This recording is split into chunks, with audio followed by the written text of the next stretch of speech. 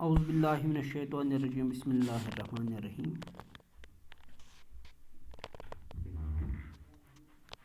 اعوذ باللہ من الشیطان الرجیم بسم اللہ الرحمن الرحیم پیارے بچوں السلام علیکم ورحمۃ اللہ وبرکاتہ۔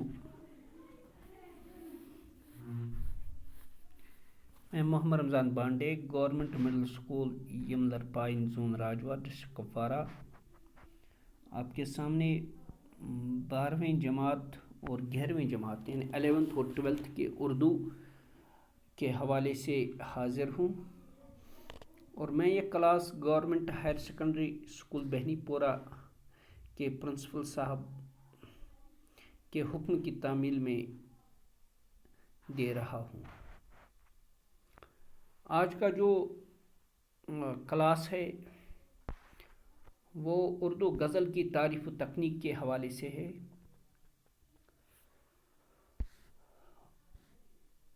یہ 11ویں جماعت میں بھی اور 12ویں جماعت میں بھی آپ کے شامل نصاب ہے۔ اردو غزل کی تعریف و تکنیک، اس حوالے سے بات ہوگی۔ یہ جو نوٹس ہیں یہ میں نے اسی کے حوالے سے بنائے ہیں۔ غزل کے نوٹ کا یہ اردو غزل کی تعریف تکنیک پر مفصل نوٹ تحریر کریں۔ اس کا جواب جو ہے وہ اس طرح ہے۔ غزل کے لغوی معنی ہیں عورتوں سے متعلق باتیں کرنا۔ اصطلاح شعر میں غزل اس صنف سخن کو کہتے ہیں جس میں پہلے شعر کے دونوں مصرے آپس میں ہم قافیہ، ہم ردیف اور ہم بحر ہوتے ہیں۔ باقی تمام اشعار پہلے شعر کے قافیے اور ردیف اور وزن پر کہے جاتے ہیں۔ اگر کوئی غزل ایک ہی موضوع پر ہو تو اسے غزل مسلسل کہتے ہیں۔ غزل کا پہلا شعر مطلع اور آخری شعر جس میں شاعر اپنا تخلص لاتا ہے مقطع کہلاتا ہے۔ غزل کا سب سے اچھا شعر بیت الغزل کہلاتا ہے۔ یعنی پیارے بچوں اب آپ کو سمجھ میں آ گیا ہوگا غزل کے لغوی معنی کیا ہے۔ عورتوں سے متعلق باتیں کرنا، اور غزل اس صنف کو کہتے ہیں جس میں پہلے شعر کے دونوں مصرے آپس میں ہم قافیہ، ہم ردیف اور ہم بحر ہوں۔ باقی اشعار جو ہیں وہ اسی شعر کے پہلے شعر کے قافیہ، ردیف اور وزن پر کہے جاتے ہیں۔ اگر کوئی غزل ایک ہی موضوع پر ہو تو اسے غزل مسلسل کہتے ہیں۔ غزل کا پہلا شعر مطلع اور آخری شعر جس میں شاعر اپنا تخلص لاتا ہے مقطع کہلاتا ہے۔ غزل کا سب سے اچھا شعر جو ہے وہ بیت الغزل کہلاتا ہے۔ اردو میں غزل فارسی سے آئی، یعنی اردو میں غزل کی ابتدا فارسی سے ہوئی ہے۔ فارسی میں غزل کہی جاتی تھی اور فارسی سے بھی پہلے عربی میں شاعری کا رواج تھا، اور اردو سے پہلے فارسی میں غزل کہی جاتی تھی، اور اردو میں یہ جو غزل ہے یہ فارسی سے آئی ہے۔ شروع میں غزل میں صرف حسن محبت، عشق محبت، خوبصورتی اور جوانی کی امنگوں کا ذکر ہوتا تھا، لیکن تغیر زمانہ کے ساتھ ساتھ غزل بھی اپنے رنگ بدلتے رہی، اس کے موضوعات بدلتے رہے، غزل کا دامن وسیع سے وسیع تر ہوتا گیا۔ اب غزل کے موضوعات زندگی کی طرح ہمگیر ہیں۔ غزل اردو شاعری کی سب سے دلچسپ اور مقبول عام صنف سخن ہے۔ غزل ہی نے اردو شاعری کو عالمی شاعری کے ہم پلہ بنایا۔ اردو شعراء نے اردو غزل میں ایسی جدت ترازیاں کی کہ اردو غزل فارسی سے زیادہ طرح دار بن گئی۔ اس طرح یہ جو پہلا جو نوٹ تھا اردو غزل کی تعریف تکنیک کے حوالے سے وہ پورا ہوا۔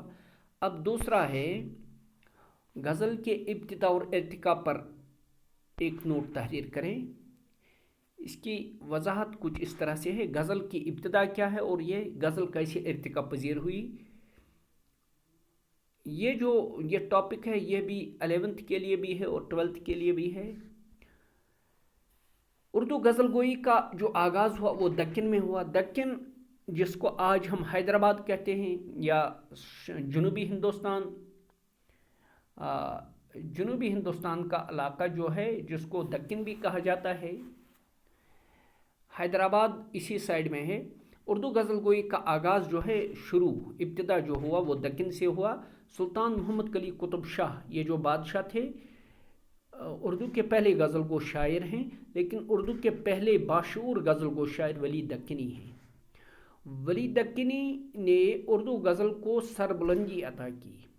ولی کے معاصرین یعنی ولی کے زمانے کے جو لوگ تھے، ان میں آبرو ایک شاعر تھے، مضمون بھی دوسرے شاعر تھے، انہوں نے بھی غزلیں کہی ہیں۔ حاتم یہ شاعر تھے۔ مظہر جانی جانان یہ بھی شاعر تھے۔ آرزو یہ بھی شاعر تھے، یعنی حاتم، مظہر جانی جانان اور آرزو نے غزل کو نمایاں ترقی دی۔ یہ جو مشہور شاعر تھے ولی کے زمانے کے۔ دلی میں میر تقی میر درد اور سودا نے غزل میں نفاست، نزاکت، سوز و گداز، درد یاس اور سلاسلت و صفائی عطا کی۔ یعنی دہلی میں بھی غزل کو ترقی ہوئی۔ دہلی میں میر تقی میر درد اور مرزا محمد رفیع سودا نے غزل میں نفاست یعنی اس کو سنوارا، اس میں نزاکت پیدا کی، اس میں سوز و گداز یعنی غم اور درد اور کڑن، اس میں درد اور یاس میں نے ناامیدی، سلاسلت و صفائی عطا کی۔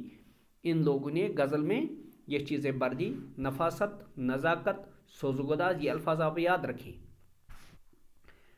میر تقی میر درد اور سودا نے غزل میں نفاست، نفاست کا معنی ہے خوبصورت بنانا، نزاکت، سوز و گداز یعنی اس میں درد، کڑن اور فکر، درد، یاس اور سلاسلت و صفائی عطا کی۔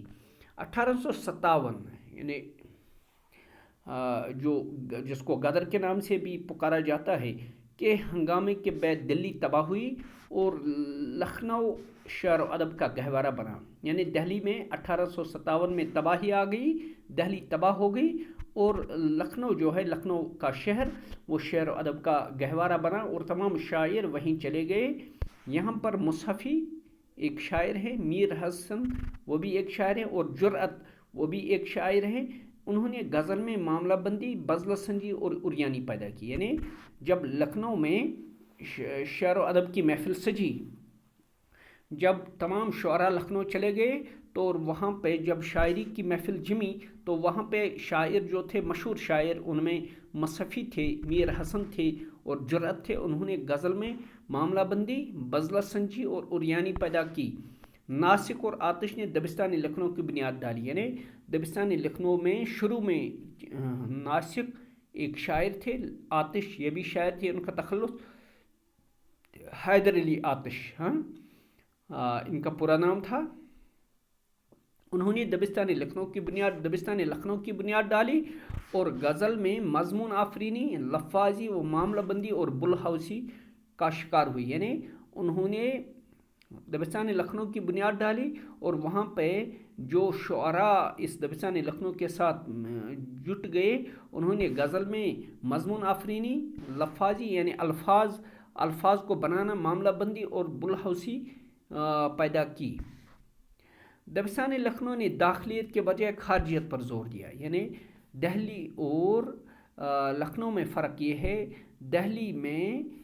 دہلی کے شاعروں میں آپ یہاں پہ دیکھ سکتے ہیں، دہلی میں جو میر تقی میر درد اور سودا تھے، انہوں نے غزل میں نفاست، نزاکت، سوز و گداز، درد، یاس، کیونکہ دہلی جو تھی وہ پریشانیوں کا علاقہ رہی، وہاں پہ ہمیشہ جنگ و جدل رہا، تو اس لیے وہاں پہ غم، کڑن، پریشانی، یہ غم زیادہ رہا۔ اسی لیے دبستان دہلی میں خارجیت پر زور دیا گیا، یعنی دل کے اندرونی حالات کو شاعری کا جامہ پہنایا گیا، دل کے درد، دل کے کڑن، دل کی پریشانیاں، فکر اور غم کو شاعری کا جامع پہنایا گیا، جبکہ دبستان لکھنؤ میں ظاہری حالت کو پیش کیا گیا، یعنی خوبصورتی کو بیان کیا گیا، ظاہری حالت کو بیان کیا گیا، عشق عاشقی کو بیان کیا گیا اور عشق عاشقی کے ظاہری صورت کو بیان کیا گیا۔ اسی لیے کہتے ہیں دبستان لکھنؤ نے داخلیت کے بجائے خارجیت پر زور دیا۔ یعنی یہاں یعنی لکھنؤ کے شعراء نے ظاہری صورت حال اپنے محبوب کے حسن اور سراپا کو اپنی شاعری میں جگہ دی۔ غالب، مومن اور ذوق، انہوں نے دبستان دہلی کو ترقی دی۔ دبستان دہلی کو غالب یعنی مرزا اسد اللہ خان غالب، مومن خان مومن اور شیخ محمد ابراہیم ذوق نے دبستان دہلی کو ترقی دی۔ غالب نے غزل میں فلسفیانہ انداز، وقار، سنجیدگی اور وزن پیدا کیا۔ غالب نے غزل میں فلسفیانہ انداز، وقار، سنجیدگی اور وزن پیدا کیا۔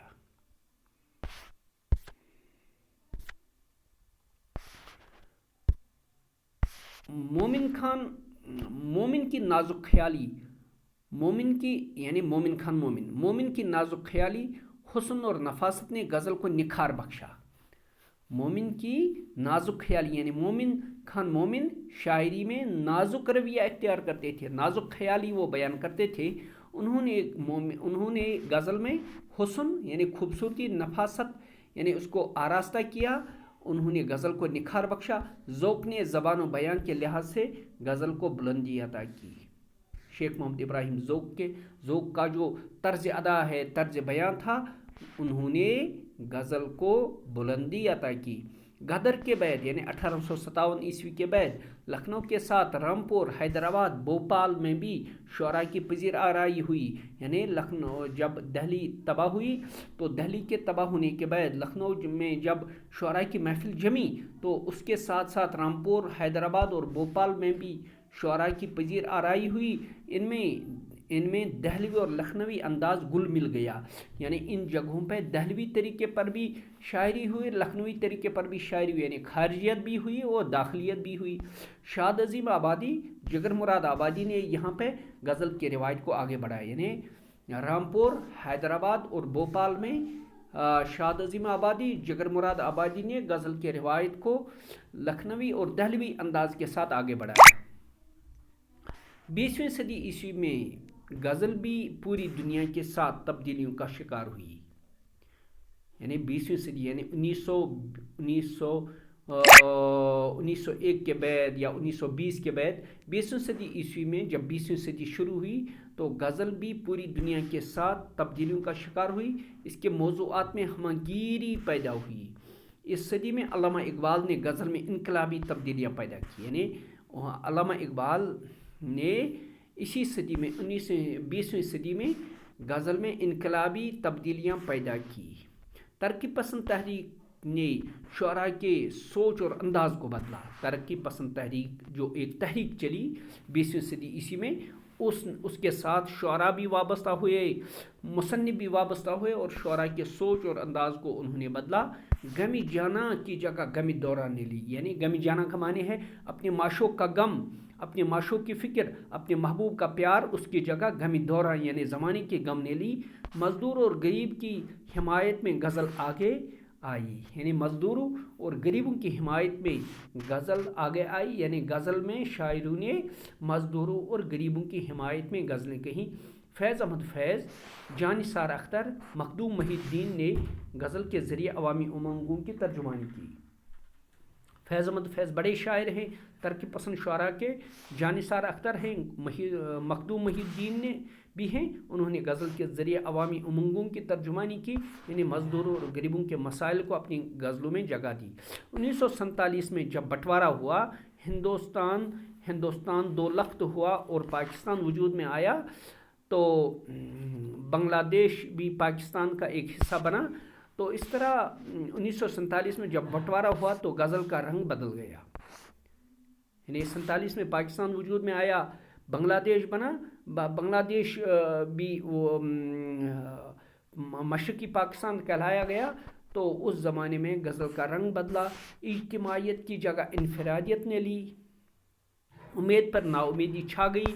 ناصر کاظمی، شہریار، بشیر بدر، ندا فاضلی نے غزل میں نئی روح پھونکی۔ ان شاعروں کا نام یاد رکھیں، ناصر کاظمی، شہریار، بشیر بدر، ندا فاضلی نے غزل میں نئی روح پھونکی۔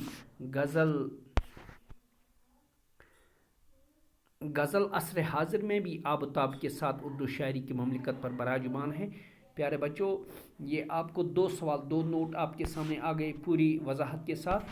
ایک میں غزل کی تعریف تکنیک ہے اور دوسرے میں غزل کا ابتدا اور ارتقاء۔ یہ آپ دونوں اچھی طرح یاد کریں اور امتحان کے لیے تیاری کریں۔ باقی وسلام۔